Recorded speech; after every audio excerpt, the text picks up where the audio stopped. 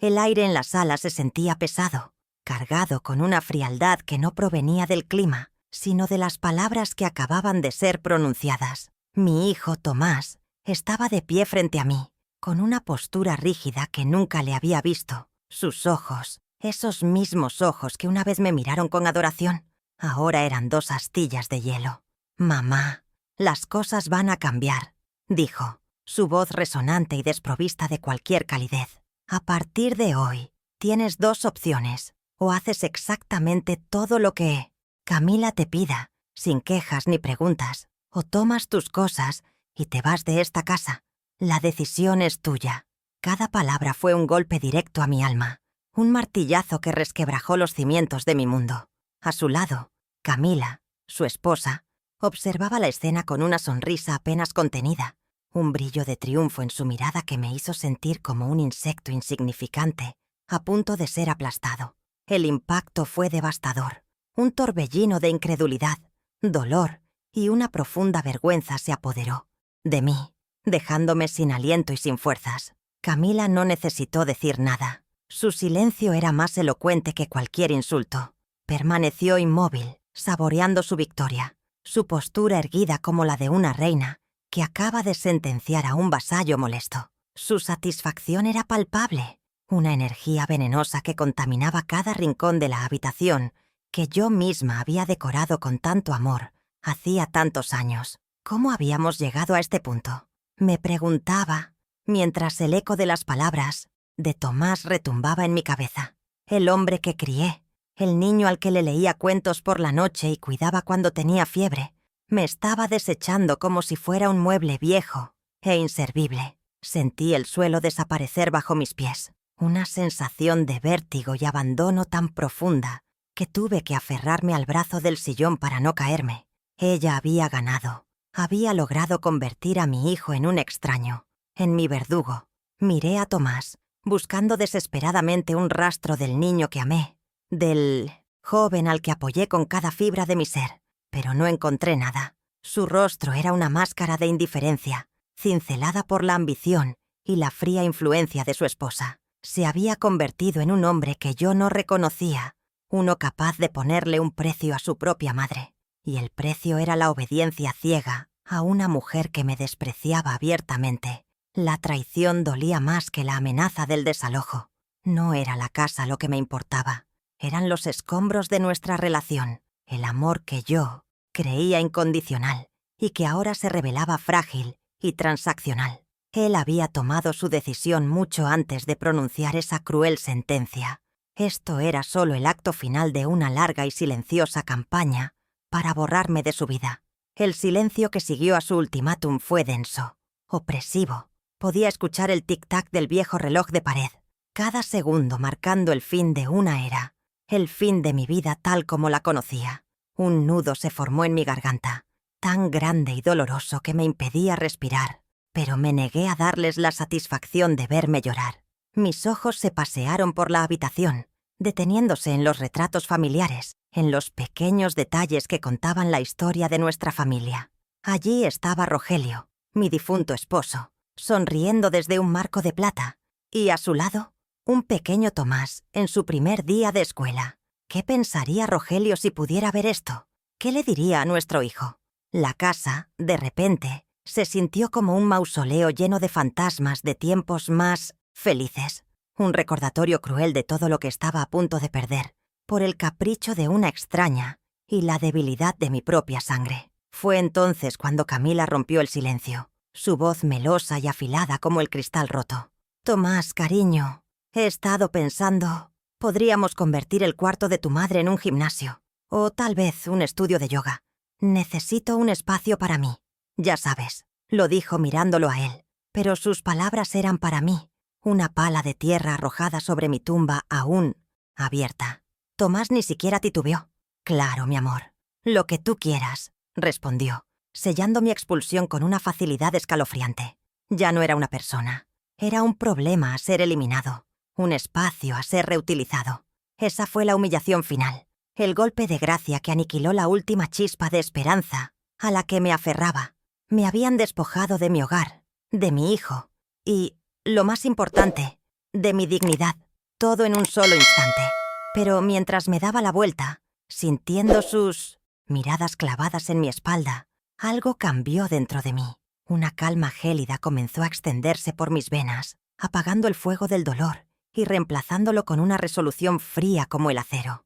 Ellos me veían como una anciana frágil, desvalida y fácil de descartar. Habían cometido un error fatal. Habían olvidado quién era yo, de dónde venía y, sobre todo, habían olvidado a Rogelio. Mi esposo era un hombre precavido, un hombre que siempre pensó en el futuro y en mi bienestar. Mientras caminaba hacia mi habitación para empacar la maleta que cambiaría mi destino, mis dedos buscaron instintivamente el viejo relicario que colgaba de mi cuello. Dentro no solo había una foto, sino una promesa.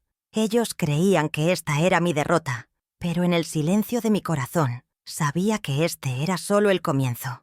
No tenían ni la más remota idea del poder que estaban a punto de despertar.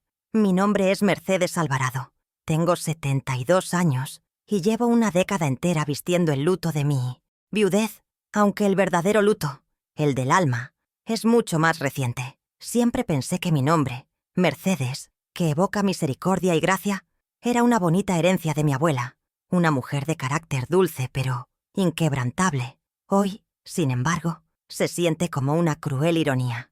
¿Qué misericordia se me ha mostrado a mí? Fui despojada de mi paz y de mi hogar con la misma frialdad con la que se arranca una mala hierba del jardín. Durante los últimos 10 años, mi identidad se fue desvaneciendo, lentamente. Dejé de ser Mercedes, la esposa de Rogelio, la maestra respetada, para convertirme simplemente en la madre de Tomás, una sombra silenciosa que habita en la casa de su hijo. Una presencia tolerada, pero no bienvenida. Ahora, parece que ni siquiera ese título me pertenece. Me han dejado claro que soy un estorbo, un objeto que ocupa un espacio que podría tener un mejor uso, como un gimnasio para mi nuera. La vida era tan diferente cuando Rogelio vivía. Nuestro hogar era un refugio de risas, de conversaciones profundas al final del día y de un respeto mutuo que era el pilar de nuestra existencia. Él no solo era mi esposo, era mi compañero, mi confidente, el hombre que me impulsaba a ser mejor y que veía en mí una fortaleza que a veces yo misma no reconocía. Su partida no fue solo la pérdida de un amor, fue como si me hubieran arrancado el ancla que me mantenía firme en medio de las tormentas de la vida. Quedé a la deriva, y en mi dolor y mi desorientación, la idea de mudarme con Tomás me pareció el único puerto seguro. Creí, en mi ingenua concepción del amor familiar, que mi hijo me cuidaría con la misma devoción con la que yo lo cuidé a él. Qué equivocada estaba. No entendí que para él mi presencia no era un consuelo, sino una responsabilidad que no estaba dispuesto a asumir. Esta última década ha sido un lento y doloroso proceso de erosión. La soledad se convirtió en mi compañera más fiel, instalándose en los largos silencios de la tarde, cuando la casa quedaba vacía y yo solo tenía mis pensamientos y el murmullo de mis plantas como compañía. Mi rutina se volvió un pequeño y monótono ritual de supervivencia emocional. Por las mañanas, me dedicaba a mi pequeño jardín trasero, un trozo de tierra donde aún sentía que podía crear vida y belleza. Era mi santuario, el único lugar donde mis manos no eran criticadas. El resto del día lo pasaba en la cocina, preparando comidas que rara vez recibían un halago y que, con frecuencia, eran objeto de las críticas. Veladas de Camila. «¿Un poco salado, no crees?», decía, mientras Tomás asentía sin siquiera mirarme. Cada día sentía cómo me encogía un poco más, volviéndome más invisible, más silenciosa. Rogelio solía llamarme su roble, su árbol fuerte y resistente. Y yo me lo creía. Soporté las dificultades económicas, las largas noches sin dormir cuando Tomás estaba enfermo y la inmensa pena de enterrar a mis propios padres. Siempre encontré la fuerza para seguir adelante, para proteger a mi familia. Sin embargo, la guerra que he librado en esta casa ha sido diferente. Una batalla silenciosa contra el desprecio y la indiferencia. Es un goteo constante que ha logrado perforar la madera más dura. Este ataque diario y sutil a mi autoestima, la frialdad de mi hijo y la hostilidad de su esposa, me han hecho dudar de todo lo que soy. Me han hecho sentir vulnerable, frágil y, lo que es peor, profundamente temerosa del futuro, de la posibilidad de terminar mis días en un completo y absoluto abandono, sin una mano amiga que sostener. Mi dependencia económica fue el arma que usaron con mayor eficacia. Tras la muerte de Rogelio, nuestros ahorros eran modestos, destinados a una vejez tranquila que nunca llegó.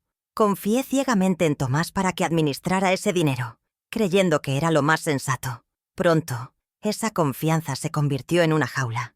Cada centavo que necesitaba, ya fuera para un medicamento o para un simple ovillo de lana para tejer, tenía que ser solicitado y justificado. Camila revisaba los recibos con la minuciosidad de un auditor, haciéndome sentir como una carga, como una niña pidiendo su domingo. Esa humillación constante me despojó de mi autonomía y me colocó en una posición de sumisión, una situación que ellos aprovecharon para ejercer un control total sobre cada aspecto de mi vida, reforzando la idea de que sin ellos yo no era absolutamente nada.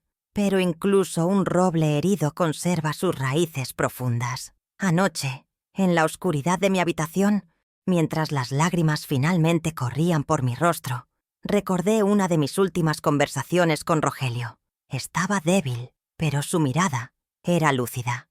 «Mercedes», me dijo tomando mi mano, «eres mucho más fuerte de lo que crees. Prométeme que nunca dejarás que nadie, ni siquiera nuestro hijo, apague tu luz». Le hice esa promesa, una promesa que sentí haber traicionado durante años. Pero el recuerdo de sus palabras, la firmeza de su voz, encendió una pequeña brasa en medio de las cenizas de mi desesperación. Quizás esa luz no se había extinguido del todo. Quizás solo estaba oculta bajo capas de dolor y resignación, esperando el momento adecuado para volver a brillar. Esa promesa olvidada se convirtió en un ancla, un recordatorio de la mujer que fui y que, tal vez, aún puedo volver a ser. Así que, aquí estoy, en el umbral de una nueva y aterradora realidad, preguntándome quién es realmente Mercedes Alvarado. ¿Soy la anciana indefensa y patética que ellos ven en mí?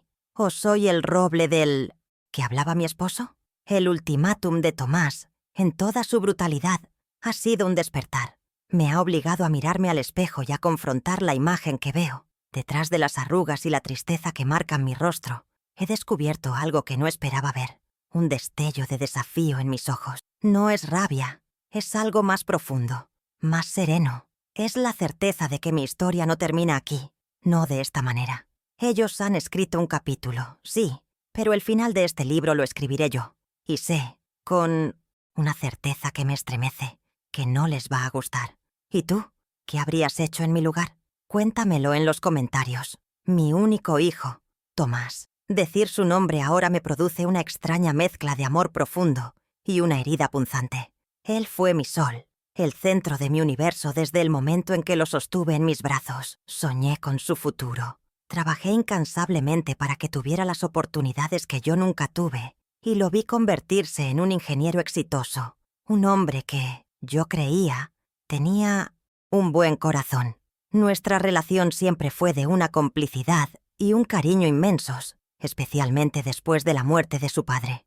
Éramos un equipo. Sin embargo, todo comenzó a cambiar, de una forma tan sutil que al principio apenas lo noté. Sus llamadas se hicieron más cortas, sus visitas a mi antiguo apartamento más esporádicas, y en sus ojos comenzó a aparecer una distancia que me helaba el alma.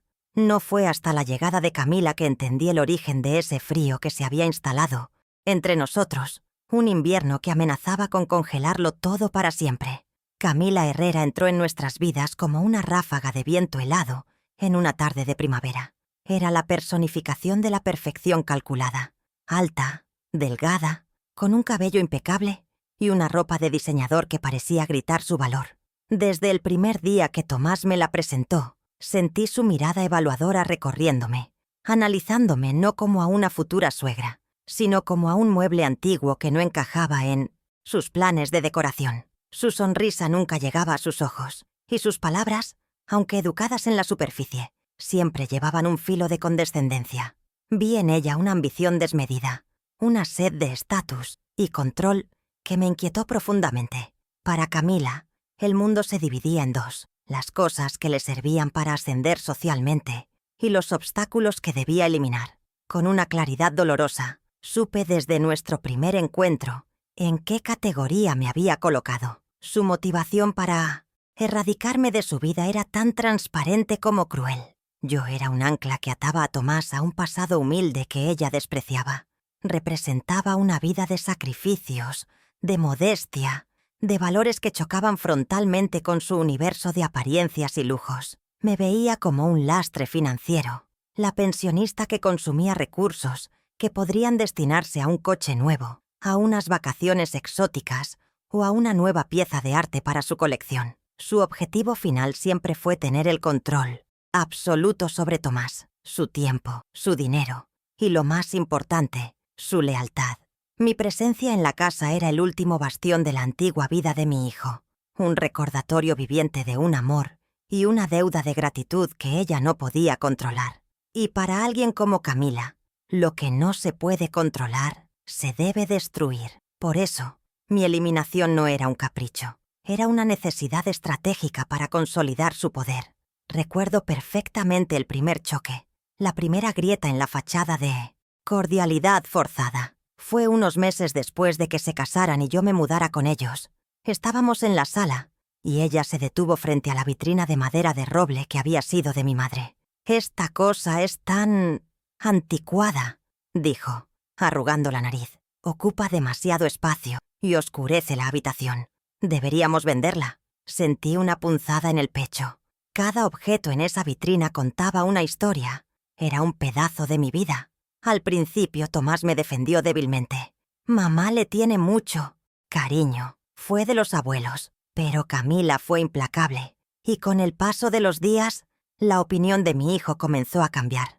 «Quizás tenga razón, mamá. Es solo que su gusto es más moderno», me dijo una tarde, evitando mi mirada. Fue la primera vez que él eligió su opinión sobre mis sentimientos, la primera de muchas traiciones que vendrían después. Los episodios de exclusión se volvieron cada vez más frecuentes y dolorosos. Dejaron de incluirme en sus salidas de fin de semana, con la excusa de que «seguro estarás muy cansada, mamá». Luego vinieron los cumpleaños de mis nietos, Lucas y Sofía, a los que era invitada casi como una extraña, relegada a una silla en un rincón, mientras Camila manejaba la celebración como un evento social para sus amistades. El golpe más duro fue el pasado Día de la Madre. Esperé todo el día una llamada, una visita, un simple gesto. Al anochecer, vi en las redes sociales las fotos que Camila había publicado. Ella, Tomás y mis nietos, disfrutando de un almuerzo lujoso en un restaurante carísimo. El pie de foto decía, «celebrando con la mejor madre del mundo». En esa celebración, para mí no hubo lugar. Fue una aniquilación simbólica, un mensaje claro de que mi rol como madre y abuela había sido revocado. En los últimos meses, nuestra convivencia se había transformado en una guerra fría. Aprendí a caminar de puntillas por la casa que una vez sentí mía, a hablar en susurros, a comer sola en la cocina para no interrumpir sus cenas. Me hice pequeña, casi invisible, con la esperanza de que si no me veían, no me atacarían. Pero mi mera existencia parecía ser una ofensa para Camila. Su hostilidad era un veneno que se filtraba por debajo de las puertas, creando una atmósfera irrespirable de tensión y resentimiento. Sabía que ella quería que me fuera. Lo veía en su mirada cada vez que nos cruzábamos en el pasillo. Lo que nunca, ni en mi peor pesadilla, pude imaginar es que sería mi propio hijo quien empuñaría el hacha.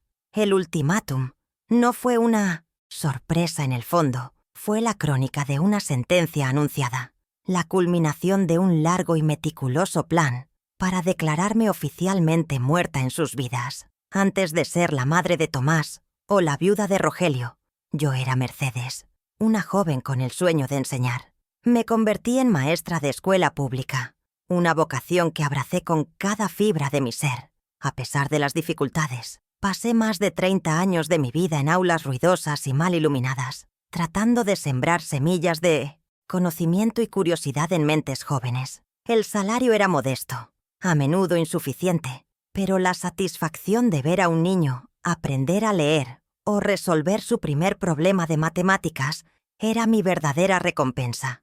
Mi trabajo no era solo un empleo, Era mi pasión, una que tuve que hacer malabares con mi otro gran amor, mi familia. Renuncié a ascensos que requerían más tiempo, a cursos de especialización en otras ciudades, todo para asegurarme de estar en casa cada tarde, para recibir a Tomás con un vaso de leche y ayudarlo con sus deberes. Mi vida fue siempre un acto de equilibrio, y mi familia siempre inclinó la balanza.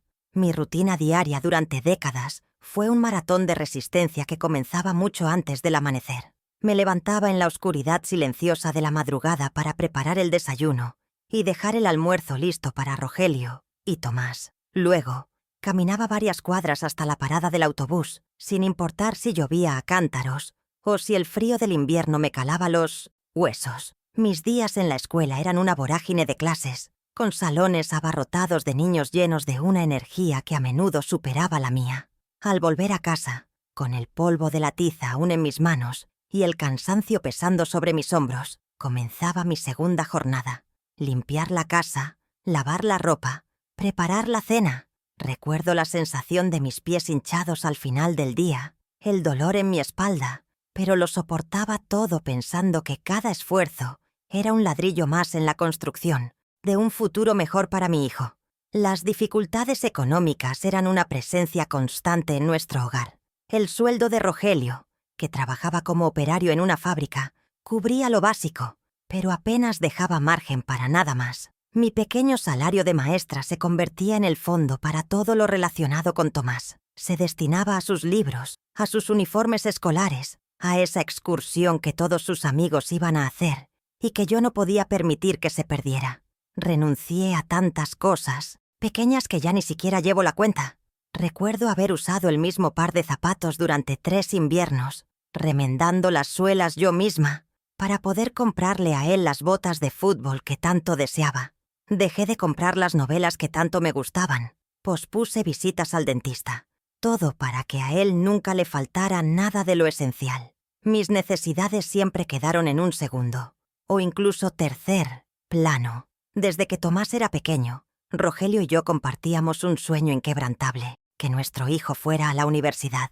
Queríamos que tuviera el título profesional que a nosotros la vida nos había negado. Esa meta se convirtió en el motor de nuestra existencia, el propósito que daba sentido a cada uno de nuestros sacrificios. Pasé incontables noches sentada a su lado, en la mesa de la cocina, con los ojos ardiendo de sueño, después de un largo día de trabajo, ayudándole con sus tareas de matemáticas, revisando sus trabajos de historia, animándole a no rendirse cuando una materia se le hacía difícil.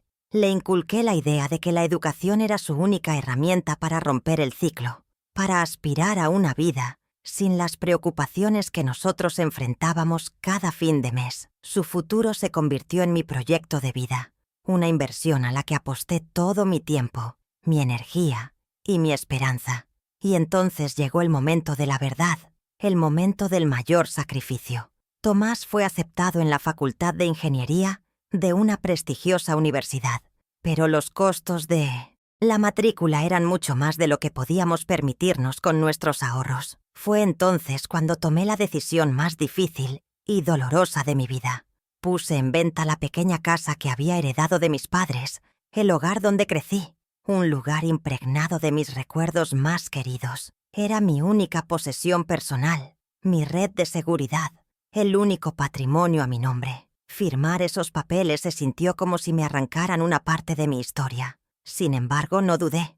Entregué ese dinero, el legado de mis padres, para financiar la carrera de mi hijo. Lo vi no como una pérdida, sino como la inversión definitiva en el sueño que habíamos construido juntos, el puente que lo llevaría a la vida que merecía. El día de su graduación fue, hasta ese momento, el día más feliz de mi vida. Ver a Tomás en el escenario, vistiendo su toga y birrete, recibiendo su diploma de ingeniero, fue la recompensa a todos mis años de esfuerzo. Cada noche de insomnio, cada renuncia personal, cada centavo ahorrado, todo cobró sentido en ese instante. Las lágrimas que corrían por mis mejillas eran de puro orgullo y alegría. Sentí que habíamos triunfado, que nuestro plan había funcionado. Cuando consiguió su primer trabajo importante, y luego cuando compró esta misma casa, Mi corazón se hinchó de satisfacción. Creí que mi inversión había florecido, no solo asegurando su futuro, sino también el nuestro como familia. Creí que habíamos construido un refugio seguro para nuestra vejez, cimentado en el Friedhofscienza, éxito que yo misma había ayudado a forjar con mis propias manos y mi sacrificio. Ahora, en el silencio de esta habitación de invitados, que pronto será un gimnasio, el contraste entre el pasado y el presente es una herida abierta y sangrante.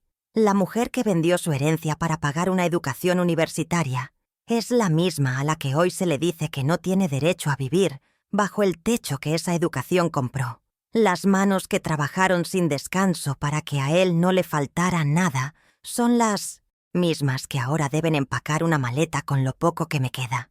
¿Acaso ha olvidado las incontables comidas que preparé para él después de jornadas laborales de 10 horas? ¿Ha borrado de su memoria la imagen de su madre usando ropa remendada para que él pudiera vestir ropa nueva? La ingratitud es un veneno amargo, y me doy cuenta de que mientras yo construía su futuro, él lentamente demolía el lugar que yo debía ocupar en él. Mi vida entera ha sido una ecuación desequilibrada de dar y recibir. He entregado mi tiempo, mis sueños, mi energía y mi patrimonio sin pedir nada a cambio, más allá del amor, el respeto y el cuidado que cualquier madre espera de un hijo. Pero hoy, al hacer el balance final, descubro que estoy en bancarrota emocional. Di un futuro próspero y recibí a cambio un ultimátum cruel. Invertí amor incondicional y coseché un abandono despiadado. No me arrepiento de los sacrificios, porque los hice por el niño que amaba con toda mi alma. Lo que me desgarra por dentro es la dolorosa revelación del hombre en el que se ha convertido. Un hombre que no reconoce el valor de esos sacrificios. La deuda que tiene conmigo no es de dinero, es una deuda moral, y su mayor bancarrota es no ser consciente de que jamás podrá pagarla.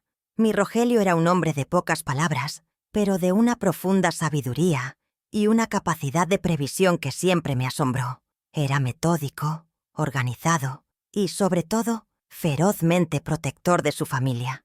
Recuerdo sus últimos días, no con la neblina del dolor, sino con una claridad que ahora me parece una señal del destino. A pesar de que la enfermedad le robaba las fuerzas, pasó sus últimas semanas en un febril estado de organización, revisando papeles viejos, haciendo llamadas a un abogado y guardando documentos en su viejo maletín de cuero. Un hombre debe cuidar de su familia no solo en vida, sino también después de la muerte. Mercedes, me decía con una seriedad que en aquel momento atribuía su necesidad de poner orden en el caos de su partida.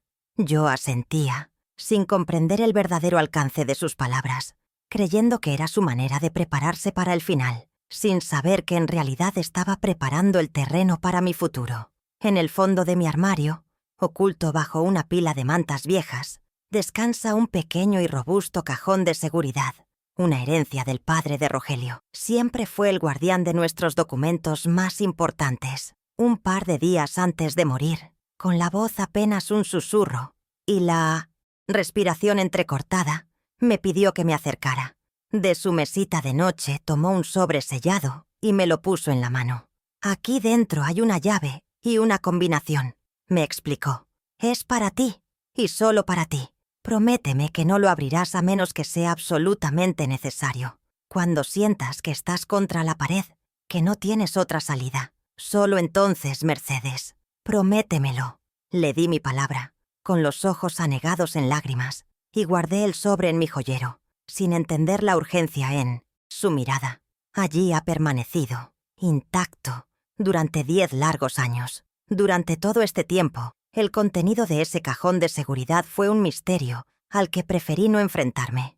En mi mente, imaginaba que contenía nuestro certificado de matrimonio, quizás las escrituras de nuestra primera casa y algunos recuerdos sentimentales. Tras la muerte de Rogelio, el dolor era tan inmenso que la idea de abrirlo y revolver sus cosas se me hacía insoportable. Más tarde, aunque la vida con Tomás y Camila se fue volviendo progresivamente difícil, nunca sentí que hubiera llegado a ese punto de quiebre del que él me habló. Me aferré a la esperanza a la creencia ingenua de que mi hijo me protegería, de que honraría la memoria de su padre cuidando de mí.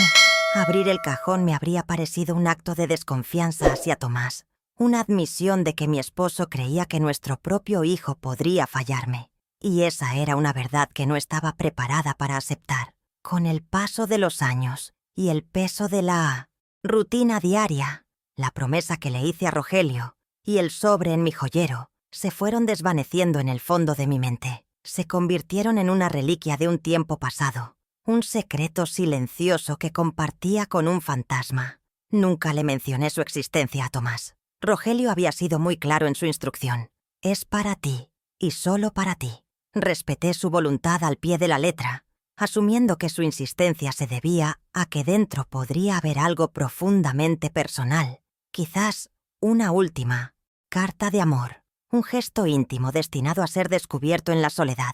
Jamás se me ocurrió pensar que su último regalo no fuera un recuerdo sentimental, sino un arma. Nunca imaginé que mi previsor esposo me había dejado no solo una memoria, sino también un escudo protector para una guerra que él, de alguna manera, supo que yo tendría que librar. Pero ahora, sentada en el borde de esta cama que ya no me pertenece, con mi vida entera reducida al contenido de una maleta, las palabras de Rogelio resuenan en mi cabeza con una fuerza ensordecedora. Cuando sientas que estás contra la pared, esa frase ya no es un eco lejano, es mi realidad más inmediata.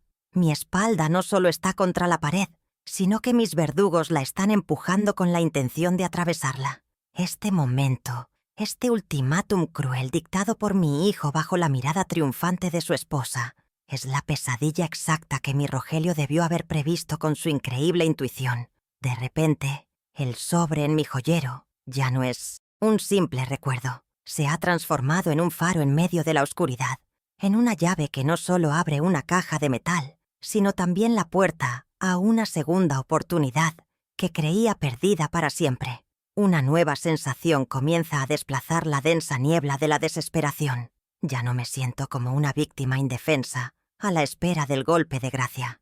La tristeza sigue ahí, pero ahora está acompañada de una determinación fría y serena. Rogelio no me abandonó a mi suerte. Me dejó un último regalo. Una herramienta que aún no comprendo, pero cuyo poder comienzo a intuir. Mientras cierro mi maleta y me preparo para caminar hacia esa puerta por última vez, sé que mi partida no será una huida humillante. No, será un movimiento estratégico. El primer paso en un tablero de ajedrez donde mis oponentes ni siquiera saben que la partida ha comenzado. Aún no sé qué encontraré en ese cajón, pero tengo la certeza de que mi esposo, como siempre, se aseguró de que yo tuviera la última palabra. Y estoy lista para pronunciarla. El portazo de la calle resonó en mi interior como el fin de un mundo. Con cada paso que daba alejándome de la casa, sentía el peso no solo de la maleta en mi mano, sino de 72 años de vida, desmoronándose sobre mis hombros. Giré la cabeza por última vez y los vi a los dos, a Tomás y a Camila, parados en el umbral, recortados contra la luz de la sala. No hubo un gesto de adiós, ni una palabra de arrepentimiento, solo dos figuras inmóviles observando mi exilio con una frialdad que congelaba la tarde. En ese momento no sentí rabia, solo un dolor sordo y profundo, y una vergüenza que me quemaba la cara. Me sentía desnuda, expuesta ante las ventanas de los vecinos que, imaginaba yo, presenciaban en silencio la escena de mi deshonra. Cada paso era un esfuerzo, como si caminara a través de un lodo espeso de humillación, dejando atrás no solo una casa, sino todos los vestigios de la persona que una vez fui. Llegué a la puerta de Pilar, mi vieja amiga y vecina, como una náufraga llegando a una isla desierta. Sus ojos se abrieron con incredulidad al verme allí, con la maleta y el desamparo pintado en el rostro. No hizo preguntas, simplemente me abrió la puerta y sus brazos, y en ese abrazo sentí la primera brizna de calor humano en mucho tiempo. Me preparó una taza de té caliente cuyas volutas de vapor parecían querer disipar el frío que se había instalado en mis huesos. Su hogar, pequeño y modesto, se sentía más acogedor y seguro que la casa grande y lujosa que acababa de abandonar. La amabilidad sin adornos de Pilar, su solidaridad silenciosa, fue un bálsamo para mi espíritu herido. Esa noche, mientras me arropaba en el sofá cama, comprendí que aunque había perdido a un hijo, la vida aún me regalaba la lealtad de una verdadera amiga, mi nuevo y único refugio. La primera puñalada de su nueva estrategia llegó apenas unos días después. Pilar regresó del mercado con el rostro compungido. «Mercedes, no sé cómo decirte esto», comenzó. Pero oí a Camila hablando por teléfono en su jardín. Hablaba a gritos, como para que la oyeran. Resulta que mi nuera estaba esparciendo una historia cuidadosamente elaborada. Les contaba a sus amigas que yo, su querida suegra, había empezado a mostrar signos preocupantes de senilidad y que por mi propio bien había decidido voluntariamente mudarme a una encantadora residencia para mayores, donde podría estar mejor atendida. La mentira era tan cruel como brillante. No solo justificaba mi ausencia, sino que los pintaba a ellos como el hijo y la nuera abnegados y preocupados. Me quedé sin palabras, sintiendo cómo no solo me habían expulsado, sino que ahora estaban reescribiendo mi historia, borrando la verdad con una capa de falsa compasión. Con el corazón en un puño, marqué el número de Tomás. Necesitaba escuchar su voz. Necesitaba que él desmintiera esa mentira atroz. El teléfono sonó y sonó, hasta que finalmente saltó el buzón de voz. Unos minutos después, recibí un mensaje de texto, una respuesta tan fría y aséptica que me dejó sin aire. «Mamá, Camila me dijo que ya te estás adaptando bien. Es lo mejor para todos. Por favor, no hagas las cosas más difíciles». Leí esas palabras una y otra vez, incrédulo. No había ni un ápice de duda o preocupación en su mensaje. Había aceptado la farsa de Camila sin cuestionarla. O peor aún, era cómplice activo de ella. Se había puesto de su lado de una forma tan definitiva que ya no quedaba espacio para mí en su vida ni en su conciencia. Ese breve mensaje fue mi verdadera sentencia de abandono, la confirmación de que el hijo que yo había criado ya no existía. La semana siguiente la agresión pasó de las mentiras a la acción directa. Fui al banco para retirar algo de dinero de mi exigua pensión, que era mi único sustento. El gerente, un hombre que nos conocía a todos de toda la vida, me recibió con una expresión incómoda. Me llevó a su oficina y, con voz baja, me informó de que no podía darme mi dinero. Mi cuenta había sido congelada. Tomás, utilizando el poder notarial que le había otorgado años atrás, en un acto de plena confianza, había notificado al banco sobre mi inestable estado mental y había solicitado una supervisión de todas mis transacciones. Sentí la sangre huir de mi rostro. Estaba siendo humillada públicamente, tratada como una anciana incapacitada, despojada de mi propia autonomía financiera por mi propio hijo. Salí de allí sintiéndome no solo pobre, sino también impotente y estigmatizada. Esa tarde, de vuelta en la seguridad del apartamento de Pilar, el dique que contenía mi dolor finalmente se rompió. Lloré como no lo había hecho desde la muerte de Rogelio. Lloré por el hijo que había perdido, por la humillación sufrida, por el miedo atroz a un futuro incierto. La magnitud de su crueldad me aplastaba. No se conformaban con haberme echado de casa. Querían despojarme de todo, de mi reputación, de mi dinero, de mi cordura. Querían anularme como persona, convertirme en una no entidad legal y socialmente, para que su mentira fuera incontestable. Me sentí atrapada en una telaraña de manipulación. Cada movimiento que hacía parecía enredarme más. ¿Cómo podía una mujer de mi edad, sin recursos, luchar contra una maquinaria tan bien engrasada de mentiras y poder? Por primera vez, sentí que quizás ellos ganarían, que lograrían borrarme por completo. A pesar de todo, el amor de abuela me impulsó a cometer un último acto de acercamiento. Era el cumpleaños de mi nieto Lucas, y mi corazón se negaba a dejar pasar el día sin verlo. Con un poco de dinero que me prestó Pilar, le compré un pequeño coche de juguete, su favorito. Fui a la puerta de su colegio a la hora de la salida, con la esperanza de poder darle un abrazo y su regalo. Divisé su carita entre la multitud de niños y mi corazón dio un vuelco. Pero antes de que pudiera llamarlo, Camila apareció a mi lado como una sombra. «Mercedes, qué sorpresa», dijo con una sonrisa gélida que no llegó a sus ojos. Delante de las otras madres, me arrebató el regalo de las manos. Aprecio el gesto, pero no podemos aceptarlo. En tu nueva residencia nos han aconsejado que evites las emociones fuertes. Es por tu bien. Me dio la espalda y se llevó a mi nieto, dejándome allí, de pie, con las manos vacías y el alma rota. Esa misma noche recibí la llamada que esperaba, pero su virulencia me sorprendió. Era Tomás, y su voz no era de preocupación, sino de una rabia gélida. ¿Cómo se te ocurre ir al colegio? Has puesto a Camila en una situación muy incómoda, me espetó. Tienes que empezar a entender que ya no estás bien, mamá. Estamos haciendo todo esto para cuidarte, aunque tú no lo veas así. Necesitas aceptar la ayuda y dejar de causar problemas. Cada palabra era una torsión más del cuchillo en mi herida. Había interiorizado tan profundamente el discurso de su esposa que ahora se veía a sí mismo como la víctima de mi comportamiento irracional. La manipulación había sido un éxito total. Yo ya no era su madre. Era el problema que se interponía en su vida perfecta, una loca a la que había que controlar por su propio bien. Los rumores, como una mancha de aceite, no tardaron en extenderse por el barrio. Las mentiras de Camila, regadas por la aparente preocupación de Tomás, encontraron tierra fértil.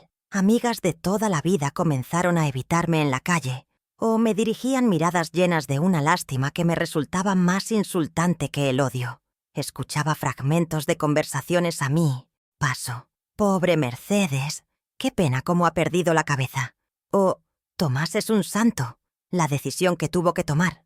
Me estaban aislando socialmente, convirtiéndome en un paria, en el fantasma del que todos hablaban en susurros. La vergüenza era una capa pesada que me cubría a todas horas, haciéndome dudar de si no preferiría la soledad de 4 paredes a tener que enfrentar la compasión hipócrita del mundo exterior. Me habían convertido en una historia triste, en un cuento con moraleja sobre los estragos de la vejez. Creía que ya habían llegado al límite de su crueldad, pero me equivocaba.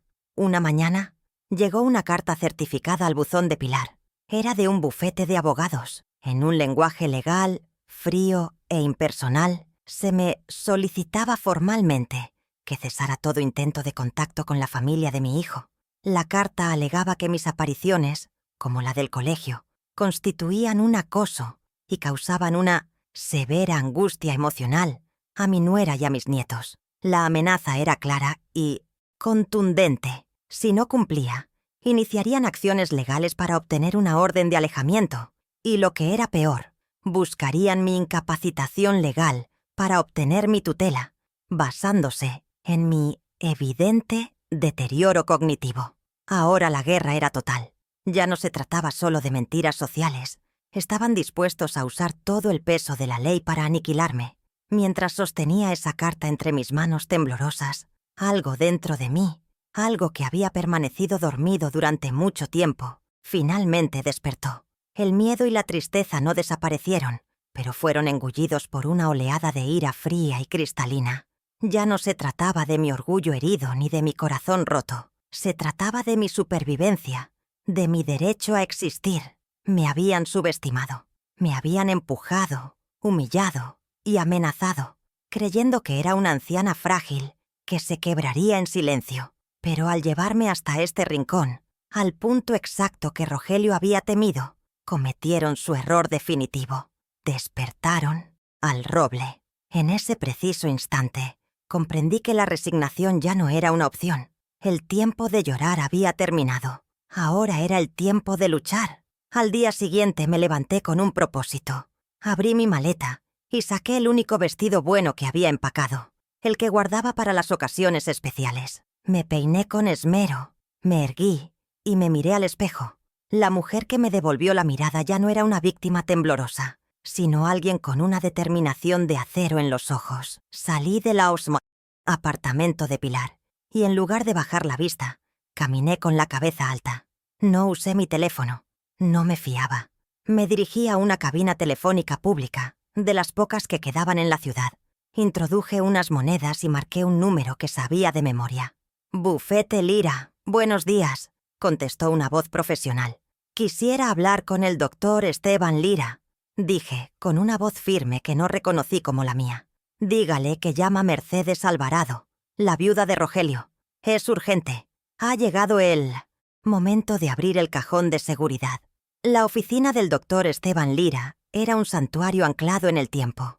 Olía a cuero viejo, a papel y a la madera de una estantería que cubría las paredes del suelo al techo, repleta de libros de leyes que parecían testigos silenciosos de innumerables secretos. Esteban, un hombre de la misma generación que Rogelio, con el cabello plateado y unos ojos agudos tras unas gafas de montura gruesa, me escuchó sin interrumpirme ni una sola vez. Le conté todo: el ultimátum, las mentiras de Camila, la cuenta bancaria congelada, la humillante escena en el colegio y la carta de amenaza. Hablar de ello en voz alta me producía una profunda vergüenza, como si, al describir la crueldad de mi hijo, estuviera admitiendo mi propio fracaso como madre. Pero al mismo tiempo, sentí un inmenso alivio al depositar esa carga insoportable en manos de alguien que me miraba con empatía y una creciente indignación contenida. Cuando terminé mi relato, un pesado silencio se instaló en la habitación. Esteban se quitó las gafas, las limpió lentamente con un pañuelo y me miró fijamente. «Mercedes», dijo con una voz grave pero cargada de una fuerza tranquilizadora. «El tiempo del duelo y de las lágrimas ha terminado. Ahora es el tiempo de la justicia». Rogelio sabía que este día podría llegar. Era un hombre que conocía bien la naturaleza humana. Esas palabras fueron como un interruptor que se accionó en lo más profundo de mi ser.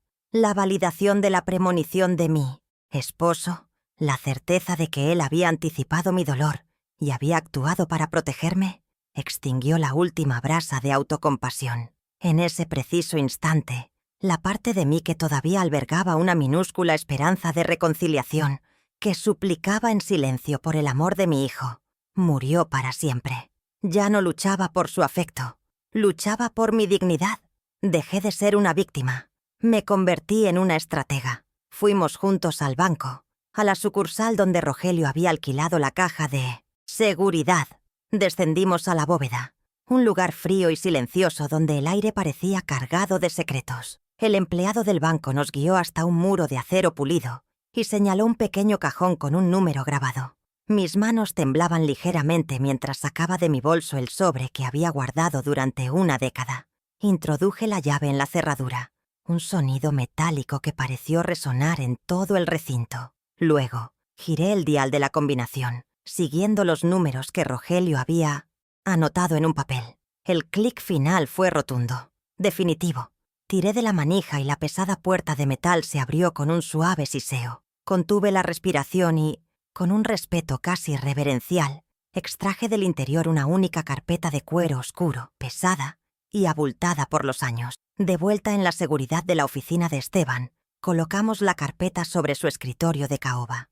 Él la abrió con cuidado y comenzó a examinar los documentos uno por uno, en silencio. Yo observaba su rostro, viendo cómo sus cejas se arqueaban lentamente en una expresión de asombro. Después de unos minutos, deslizó un documento por la mesa hacia mí. Era una copia del testamento de Rogelio, un documento que yo creía conocer.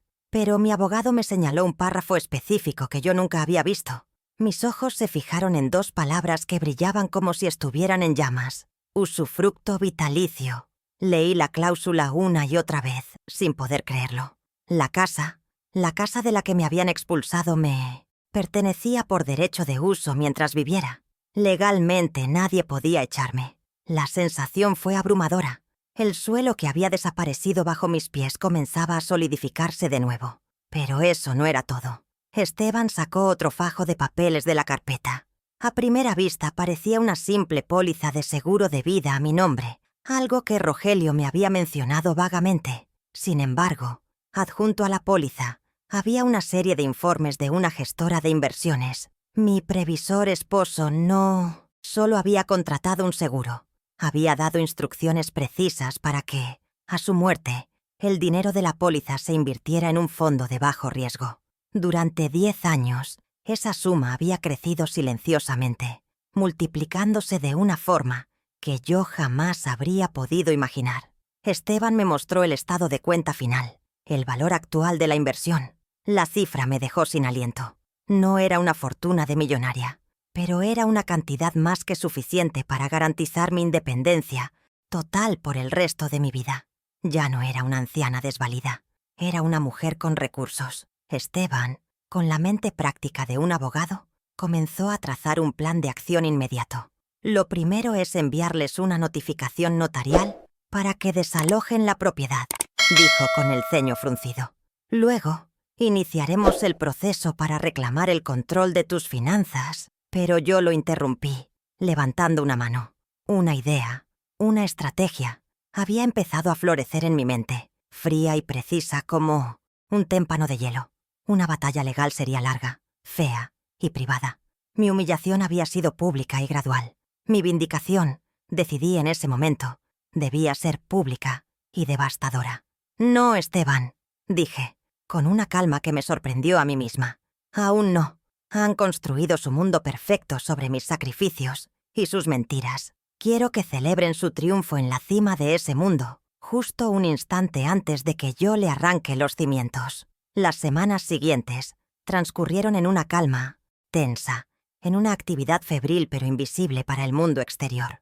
Bajo la experta dirección de Esteban, ejecutamos nuestro plan silencioso. Firmé los documentos necesarios para activar el testamento, abrí una nueva cuenta bancaria a mi nombre, en una entidad diferente, y transferí la totalidad de los fondos de la inversión, asegurando mi total independencia financiera. Mientras tanto, de cara al exterior, seguí siendo la misma Mercedes de siempre, la pobre anciana desvalida, refugiada en casa, de su amiga, evitando las miradas de lástima en el barrio. Dejé que los rumores sobre mi senilidad siguieran su curso, alimentando sin saberlo la arrogancia de mis adversarios. Cada papel que firmaba, cada trámite legal que completaba, era un paso más en la construcción de mi fortaleza, una pieza más en la armadura que me estaba forjando en el más absoluto secreto. Necesitaba un escenario para el acto final, y ellos, en su soberbia, me lo proporcionaron. A través de Pilar, que seguía siendo mis oídos en el barrio, me enteré de que Camila estaba organizando una gran fiesta para celebrar su 40º cumpleaños. No sería una reunión íntima, sino un gran evento social, una demostración de su estatus, con decenas de invitados, incluyendo a los jefes y colegas importantes de Tomás. Quería exhibir su éxito, su casa perfecta, su familia perfecta. Al escuchar los detalles, una sonrisa, la primera sonrisa genuina en meses, se dibujó en mis labios. No podría haber planeado un escenario mejor. Iban a reunir a todos los testigos de su triunfo en un solo lugar. Su propia vanidad sería el instrumento de su caída, y yo sería la invitada de honor a su humillación. El final del mes se acercaba, y con él, una oportunidad perfecta para ejecutar mi primer movimiento. Durante años, observé la mecánica financiera de su hogar. Sabía que el pago de la hipoteca de la casa, una suma considerable, se debitaba automáticamente de la cuenta principal de Tomás el último día hábil de cada mes. Aunque legalmente la casa era mi derecho, la deuda seguía a su nombre, un recordatorio constante y tangible de mi supuesta dependencia. En sus mentes, yo era una indigente, viviendo de la caridad de mi amiga Pilar. Estaban tan seguros de su victoria que jamás esperarían un ataque en el frente que consideraban su mayor fortaleza, el dinero. Decidí que mi primera acción no sería un grito, sino un susurro ensordecedor en el silencio de sus extractos bancarios, una anomalía que los llenaría de una inquietud que no sabrían cómo explicar. Me reuní con Esteban Lira y le di una instrucción clara y concisa, una que lo hizo sonreír por primera vez en semanas. Le ordené que, utilizando los fondos de mi nueva y flamante cuenta personal, liquidara la totalidad del saldo pendiente de la hipoteca. No un pago mensual, sino la amortización completa de la deuda en una sola transacción. Era una cifra importante, pero gracias a la previsión de Rogelio, estaba perfectamente a mi alcance. El pago se realizaría de forma anónima, a través de un tercero gestionado por el bufete. Imaginé el momento en que Tomás recibiría la notificación del banco. Le informamos que la hipoteca de su propiedad ha sido saldada en su totalidad. No habría remitente, solo un hecho consumado e inexplicable. Se preguntarían quién tenía esa capacidad económica y, sobre todo, qué extraña motivación tendría para cancelar su deuda. La ambigüedad sería mi primera arma. Unos días después, mi fiel Pilar me trajo el primer fruto de mi estrategia. Volvía de regar sus plantas y había escuchado, a través del seto que separaba los jardines, una acalorada discusión entre Tomás y Camila. Las voces eran tensas y cargadas de pánico. Pilar había oído a Camila gritar: «Oh, esto no tiene sentido, Tomás. ¿Quién pagaría nuestra hipoteca? Esto no es un regalo, es una amenaza». Tomás, por su parte, sonaba confundido y asustado, barajando hipótesis sobre competidores de su empresa o incluso una auditoría fiscal. Mientras Pilar me lo contaba, una calma gélida y satisfactoria se apoderó de mí. Estaban completamente ciegos. Su arrogancia les impedía siquiera considerar la posibilidad de que el poder emanara de la anciana, a la que habían desechado. Había introducido el caos en su paraíso, y estaban buscando al enemigo en la dirección equivocada. Esta primera victoria fue embriagadora. Por primera vez en una década, sentí que tenía las riendas de mi propia vida, y por un instante, también de las suyas. El poder no residía en el dinero en sí, sino en la capacidad de usarlo como un instrumento de justicia poética, de desestabilizar su mundo con la misma herramienta que habían usado para oprimirme. Este acto de rebelión financiera no solo les generó un problema, sino que les envió un mensaje inequívoco. Una fuerza desconocida y con recursos estaba ahora observándolos, moviendo las piezas en el tablero. Ya no era una simple víctima arrinconada. Me había convertido en una jugadora activa, en una amenaza silenciosa. La confianza que me dio este primer golpe exitoso solidificó mi resolución. El plan estaba funcionando. Estaba lista para el siguiente paso. Mi segunda ofensiva tenía que ser más sutil. Un golpe quirúrgico dirigido al corazón del universo de Camila. Su reputación. Ella vivía por y para la opinión de su círculo social. Un grupo de mujeres para las que la apariencia lo era todo. Sin embargo, recordaba a una de ellas, Elena, que siempre me había parecido diferente. Era la única cuyas amabilidades no se sentían condescendientes, la única que alguna vez me preguntó por mis plantas con un interés que parecía genuino. Camila seguramente le había contado su versión de los hechos, pintándome como una anciana senil y problemática. Elena, con su aparente decencia, era el terreno perfecto para sembrar la primera semilla de la duda. Una pequeña grieta en la impecable fachada que mi nuera había construido a base de mentiras. El plan requería de una cuidada puesta en escena para que pareciera una casualidad. A través de Pilar, supe que Elena desayunaba todos los sábados por la mañana en una coqueta y exclusiva cafetería del centro. El sábado siguiente, me preparé para mi actuación. Con el dinero de mi nueva cuenta, me había comprado un par de conjuntos elegantes y discretos. Me vestí con esmero, me arreglé el cabello y me puse un toque de perfume, el favorito de Rogelio. Al llegar al café, no proyectaba la imagen de una anciana desvalida, sino la de una dama serena y distinguida, dueña de su tiempo. Pedí un capuchino, abrí un libro y esperé pacientemente. No sentía nervios, sino la extraña calma de un director de teatro a punto de dar la tercera llamada. Tal como lo había previsto, Elena entró en la cafetería una media hora después. Sus ojos recorrieron el local y, al posarse sobre mí, se abrieron con una sorpresa mayúscula. Dudó un instante, como si no estuviera segura de si debía acercarse. Finalmente la curiosidad la venció. «¿Mercedes? ¿Es usted?», preguntó con la voz teñida de incredulidad. Camila me dijo: «Bueno, nos contó que estaba usted en una residencia, que no se encontraba muy bien». La miré, no con rencor, sino con una expresión de plácida dignidad. «Hola, Elena. Qué gusto verte», respondí con una voz suave y firme. «Ya sabes cómo son las cosas. La gente habla mucho. Como puedes ver, estoy perfectamente, simplemente, disfrutando de mi jubilación con tranquilidad». Mi respuesta fue deliberadamente vaga, una invitación a que su propia inteligencia conectara los puntos. Pude ver el torbellino de pensamientos tras sus ojos, confusión, sorpresa y, finalmente, una sombra de recelo. Mi aspecto saludable, mi ropa elegante, mi serenidad, nada de eso encajaba con el retrato de una anciana perturbada que Camila le había pintado. Yo no necesitaba acusar a nadie. La flagrante contradicción entre la realidad y el relato Era mi mejor argumento. Pero... ¿y la casa? Creía que... empezó a decir, pero se detuvo. Yo le ofrecí una leve y enigmática sonrisa. Los asuntos de familia a veces son complicados, querida, y yo prefiero no hablar de ellos. Me ha alegrado mucho verte. Dicho esto, pagué mi cuenta con mi propia tarjeta. Un gesto pequeño pero significativo, y me despedí con una inclinación de cabeza, dejándola sola en su mesa, con un mar de preguntas sin respuesta. Sabía con total certeza lo que sucedería a continuación. Elena llamaría a Camila de inmediato, y esa conversación sería un campo de minas para mi nuera.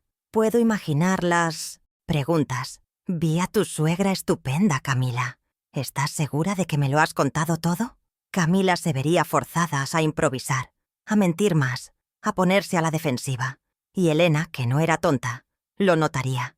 Había introducido con éxito el virus de la duda en su círculo más íntimo. Sus amigas empezarían a preguntarse qué parte de la historia no les habían contado.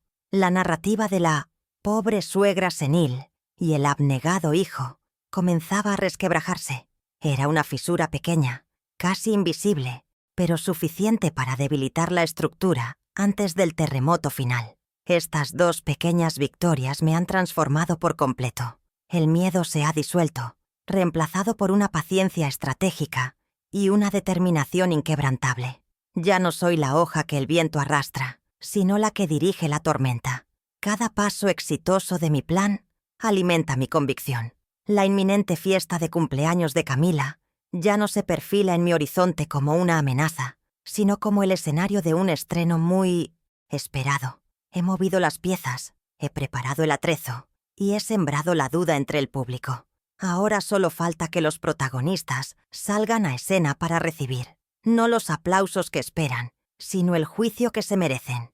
Y yo estaré en primera fila para presenciarlo. Si quieres saber cómo termina esta historia y qué pasó en esa fiesta, suscríbete y acompáñame. La noche de la fiesta, el aire vibraba con música y risas que se derramaban desde la casa hacia el jardín iluminado. No entré por la puerta de servicio, como una sombra. Llegué por la entrada principal, del brazo del doctor Esteban Lira.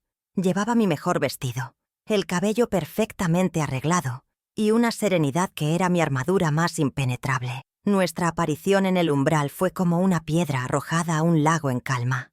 Las conversaciones se extinguieron, las cabezas se giraron y un silencio incómodo se extendió entre los invitados. Vi sus rostros, los mismos que me habían mirado con lástima o me habían ignorado, ahora fijos en mí con una mezcla de sorpresa y confusión.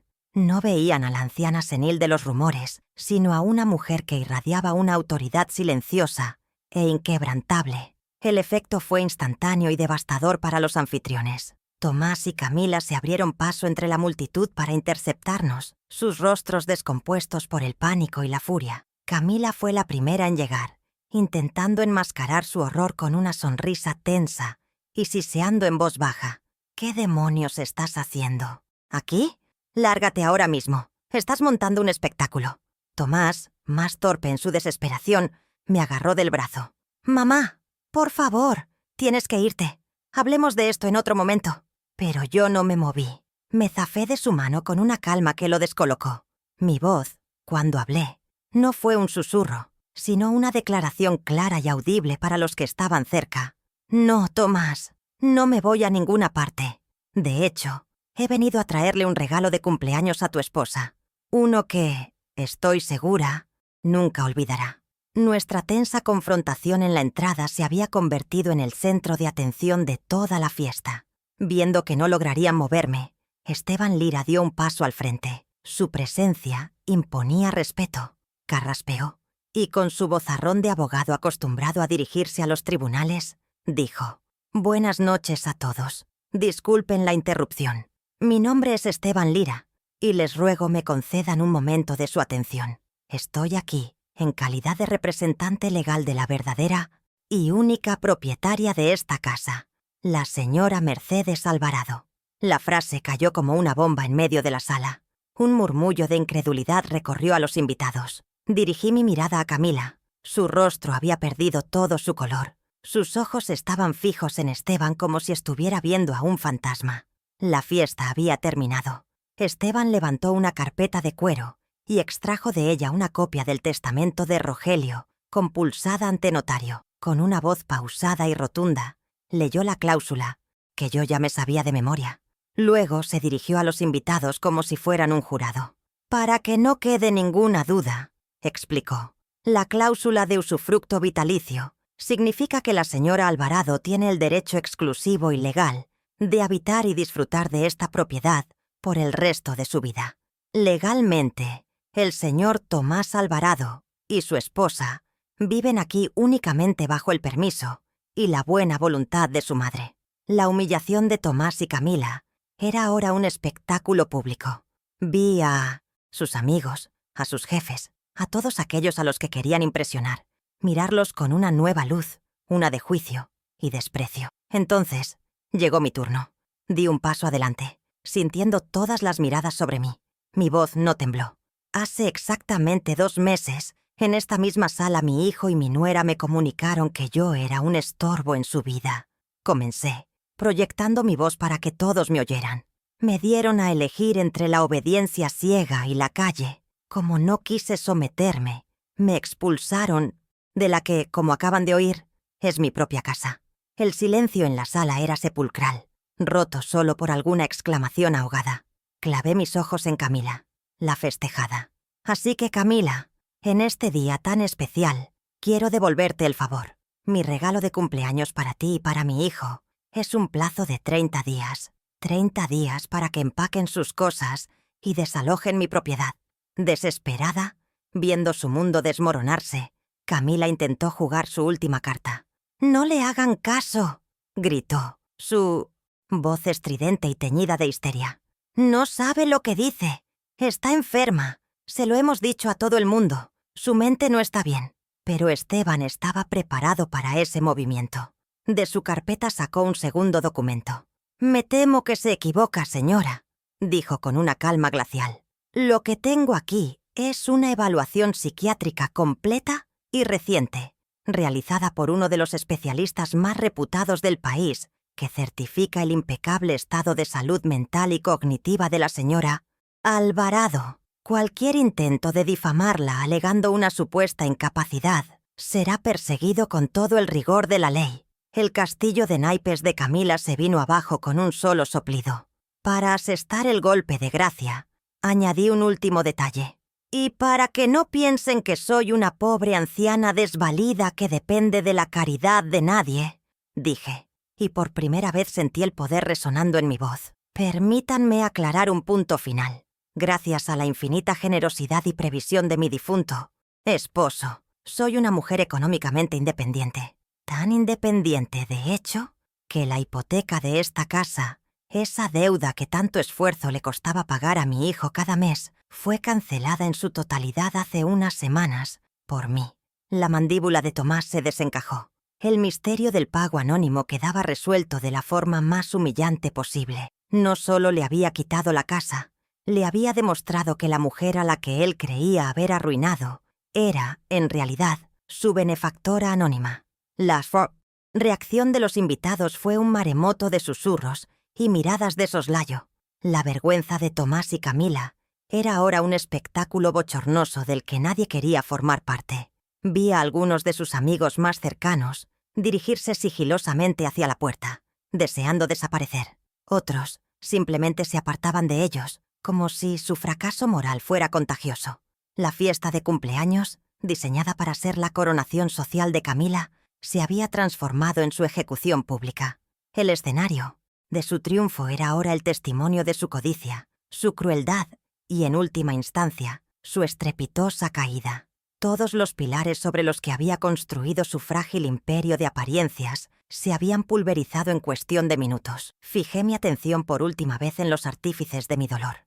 Camila estaba paralizada. Su rostro era una máscara grotesca de incredulidad y odio puro. La reina había sido destronada, despojada y humillada en su propio palacio, ante toda su corte. Tomás, en 1900, cambio, parecía un hombre completamente roto. En sus ojos ya no vi la rabia ni la arrogancia, sino un abismo de comprensión tardía. Me miró, y por un fugaz instante, creí ver al niño que había perdido, Un niño enfrentado por fin a la monstruosa enormidad de su propia traición. No había excusas, no había escapatoria. El juicio había sido emitido, y la sentencia era irrevocable. Había perdido mucho más que una casa. Había perdido su alma. Mi misión estaba cumplida. No había nada más que decir. No, me quedaría a regodearme en su derrota. Mi victoria no necesitaba de ese patetismo. Con mi dignidad restaurada y mi poder reafirmado ante el mundo, me di la vuelta. Esteban puso una mano protectora en mi espalda y juntos caminamos hacia la salida. La multitud se apartó a nuestro paso, creando un pasillo de silencio y respeto. Salí de esa casa no como la víctima que habían desterrado, sino como la matriarca que retomaba su trono. El único sonido era el de mis tacones sobre el mármol, un eco firme y decidido que sentenciaba el final de su reinado y el comienzo de mi nueva vida.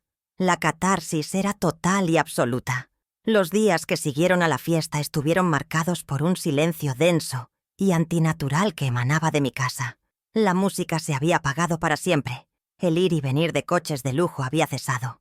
El hogar que había sido el escenario de su ostentoso triunfo social se había convertido en el mausoleo de su reputación. Me los imaginaba dentro, moviéndose como espectros entre los restos de la celebración, empaquetando sus vidas en cajas de cartón bajo el peso aplastante de la humillación pública.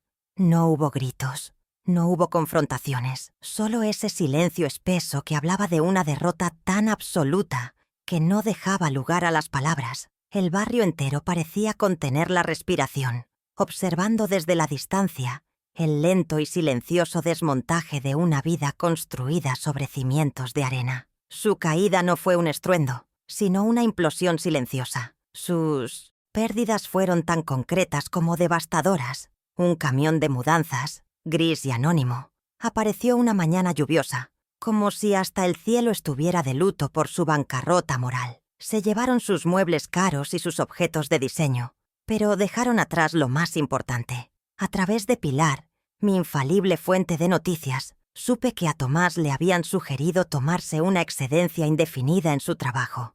El escándalo se había vuelto insostenible y ninguna empresa de prestigio quería a un hombre con una reputación tan manchada en un puesto de responsabilidad.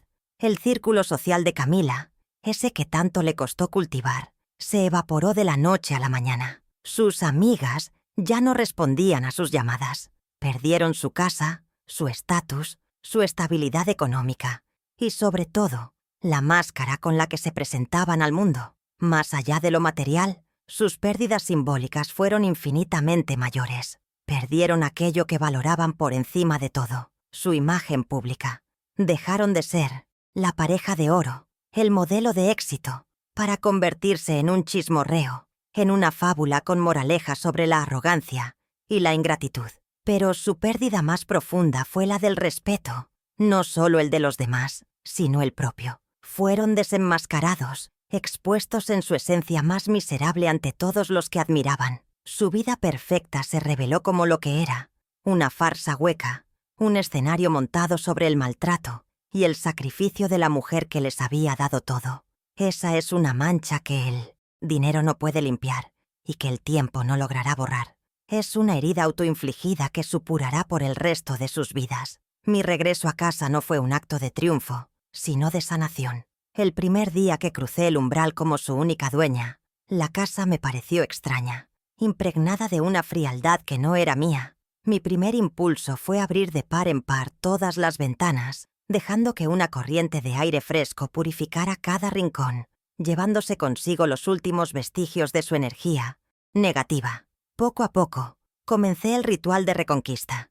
Quité los muebles impersonales y pretenciosos de Camila y traje de vuelta mis viejos y queridos enseres del guardamuebles. La casa volvió a oler a cera de abeja, a lavanda y a pan recién horneado. Coloqué plantas en cada habitación, devolviéndole la vida que le habían arrebatado. No estaba simplemente redecorando, estaba realizando un exorcismo, devolviéndole a mi hogar el alma que le habían robado. Mi espíritu también experimentó una profunda transformación. La mujer temerosa y vulnerable que había sido se desvaneció, dando paso a una serenidad y una confianza que no recordaba haber sentido nunca. Ya no me definía en relación con los demás.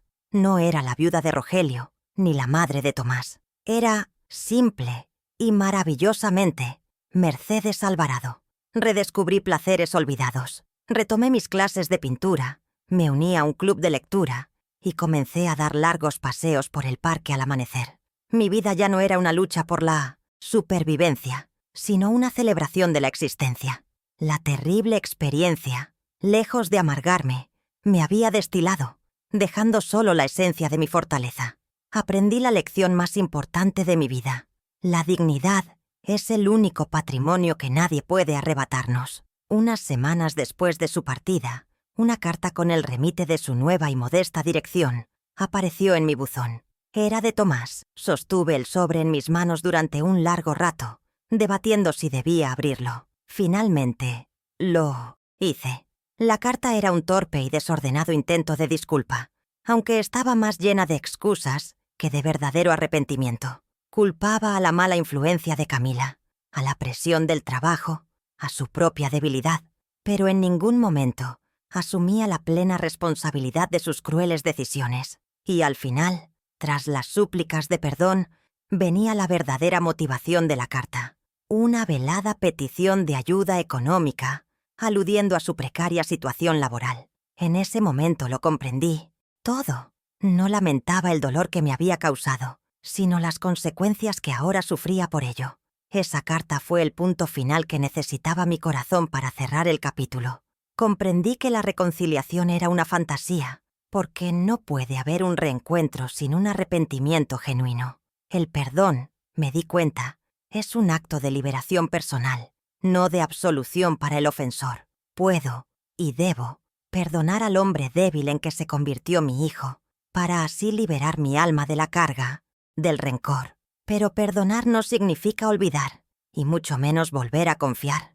Permitirle regresar a mi vida sería una falta de respeto hacia mí misma, hacia mi dolor y hacia la memoria de Rogelio, quien previó esta traición. Por eso, con una tristeza serena pero con una firmeza inquebrantable, elegí el rompimiento definitivo. Mi amor de madre se había transformado en el recuerdo de un hijo que ya no existe. Le respondí con una breve nota, la última comunicación que tendríamos. Le expliqué que el perdón no es un regalo que se otorga a la ligera, sino un destino al que se llega a través de un largo camino de enmienda y cambio. Le dije que no albergaba odio en mi corazón, solo una profunda tristeza, y que rezaría para que algún día encontrara la manera de convertirse en un hombre del que su padre pudiera sentirse orgulloso. Y le dejé una puerta entornada, condicionada a una transformación que dudaba que llegara a ver. El día que comprendas el verdadero significado del respeto y la gratitud, escribí, quizás podamos volver a hablar. Hasta entonces, que encuentres tu propio camino. Era un perdón condicionado, una manera de cerrar la herida sin dejar que la infección volviera a entrar. Mi casa ya no es un lugar silencioso. Ahora está llena de las risas de Pilar, que pasa la mayoría de las tardes conmigo, y de las amigas que he hecho en mis clases de pintura. A través de Esteban, he conseguido establecer un régimen de visitas para ver a mis nietos, lejos de la tóxica influencia de sus padres. Ellos son mi único lazo con el pasado, un lazo que cuido con amor y sabiduría. He descubierto que la verdadera familia no siempre es la que comparte tu sangre, sino la que comparte tus valores, la lealtad, el respeto, el cariño incondicional. Ahora, cuando salgo a mi jardín a cuidar de mis rosales, sintiendo el calor del sol en mi rostro, sé que por fin he encontrado la paz. Tengo menos de lo que creía tener, pero soy infinitamente más rica. Con el tiempo, he llegado a comprender la verdadera esencia de la dignidad. Durante muchos años, la confundí con la resignación. Creía que soportar las humillaciones en silencio, agachar la cabeza para no crear conflictos, era una forma de mantener la paz, una muestra de fortaleza madura. ¡Qué equivocada estaba! Ahora sé que la verdadera dignidad no es pasiva, es un acto de valiente autoafirmación. Reside en la capacidad de trazar una línea inquebrantable en la arena y decir, hasta aquí. Consiste en exigir el respeto no como un favor que se mendiga, sino como el derecho inalienable que nos corresponde por el simple hecho de existir. La lección más profunda que he aprendido es que nuestro valor no lo determinan aquellos que nos rodean, ni siquiera nuestros propios hijos. Nuestro valor reside en el respeto que nos profesamos a nosotros mismos, especialmente cuando el mundo intenta convencernos de que ya no valemos nada. Mi historia también es una reflexión sobre el amor y la gratitud. Como madres, entregamos nuestro amor de forma incondicional.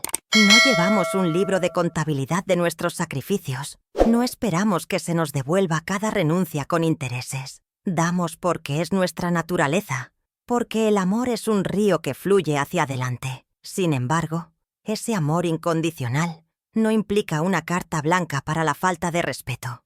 La gratitud es el reconocimiento de ese río. Es el agua que el hijo devuelve a la fuente para que no se seque. La ingratitud, por el contrario, es el veneno más corrosivo. No es un simple olvido.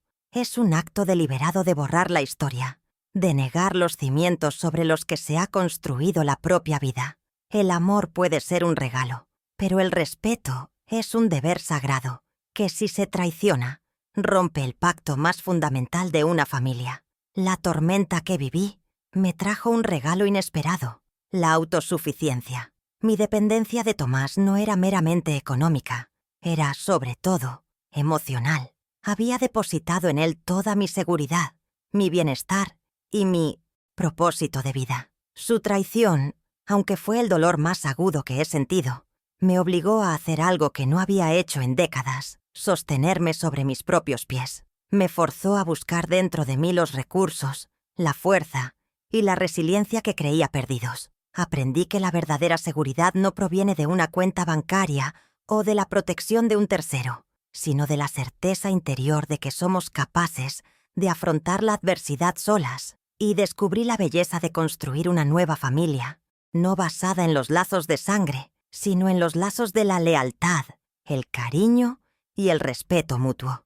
Quisiera que mi experiencia sirviera de faro para otras personas que puedan estar navegando en la misma oscuridad. A todos los padres y abuelos que se sienten invisibles, que son tratados como una carga, o cuyo amor se da por sentado, quiero decirles que no están solos. No acepten la falta de respeto como una consecuencia inevitable de envejecer. Les insto a que busquen en su interior su propio cajón de seguridad. Quizás no contenga un testamento, pero sí contiene sus fortalezas olvidadas, sus talentos dormidos, la sabiduría de sus años, sus amistades leales y, sobre todo, sus derechos. Vuestras historias importan. Vuestras vidas tienen un valor incalculable. No permitan que nadie les arrebate el derecho a escribir el último capítulo de su vida con honor, paz y, sobre todo, con alegría. En última instancia, una familia es como un jardín. No basta con plantar las semillas, hay que regarlo a diario con afecto, abonarlo con gratitud y podar las malas hierbas del egoísmo y el desprecio. Cuando se permite que la ingratitud eche raíces, termina por asfixiar las plantas más fuertes, secando el jardín desde adentro hasta convertirlo en un erial. La mayor herencia que podemos dejar a nuestros hijos no son las casas ni el dinero, sino el ejemplo de una vida regida por la integridad y el respeto. Y la mayor deuda que un hijo adquiere no es económica, sino moral.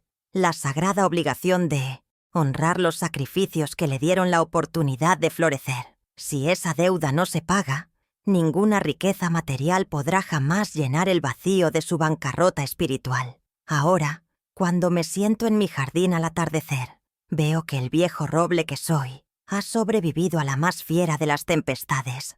Algunas ramas se rompieron, pero mis raíces se han hundido más profundamente en la tierra, haciéndome más fuerte que nunca. La vida me impuso un invierno tardío y cruel, pero fue necesario para que una nueva y vibrante primavera pudiera florecer en mi corazón. He encontrado mi paz, una paz que nace no de la ausencia de problemas, sino de la certeza de mi propia fuerza, y esa es la única paz que verdaderamente importa. Me encantaría saber si alguna vez te pasó algo parecido, o qué lección te ha dejado mi historia. Tu voz también importa. Cuéntamela en los comentarios.